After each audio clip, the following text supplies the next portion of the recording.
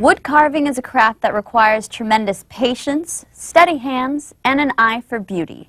Erica introduces us to a man who is all three and loves what he does.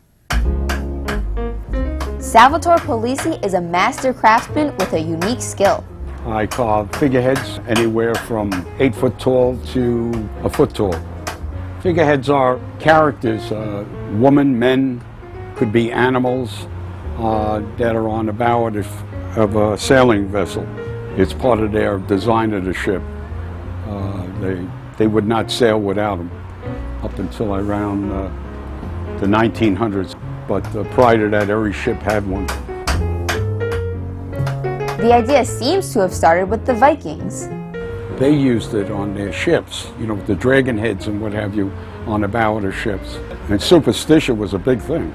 And also identification of a ship. Sailors didn't always know how to read, but they knew what their figurehead of their ship looked like. Sal works out of a small studio on the pier of the South Street Seaport Museum in New York. So when the museum's own historic ship named the Waver Tree needed a figurehead to grace its bow, they knew who to call. How do you start the carvings? You start the carving by, I do a lot of drawings, and I also do clay models of the figure. And then I'll start carving, as an example, the head first.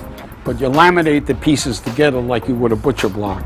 So what do you do after you finish carving the clay model? Then I take the measurements from the clay model.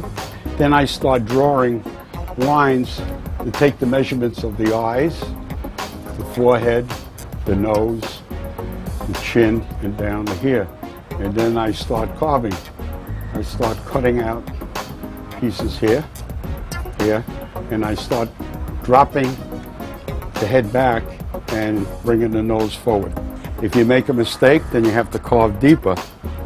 And if you keep carving deeper, you keep adding wood in the back because you're taking a lot of wood away in the front, see?